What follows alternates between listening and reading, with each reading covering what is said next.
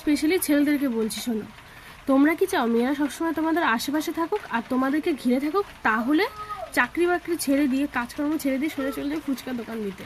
একটা মেয়ে সব থেকে বেশি কার কাছে আবদার করে বলো তো? বাবার নো, বয়ফ্রেন্ড তাও না, সব থেকে বেশি আবদার করে ফুচকার দোকানে গিয়ে। একটু টকের মধ্যে একটু পেঁয়াজ কুচি দাও দাদা, একটু চুরমুর দাও দাদা, একটু টকটা বেশি করে দাও, খুব ঝাল লাগছে, তারপরেও বলবে আরও লঙ্কা দাও, ঝালে লঙ্কার চোখ দিয়ে জল বেরিয়ে যাচ্ছে, তাও আলি দাও, সিমেন্ট দাও, সব দাও, সব কিছু দিয়ে খেয়ে।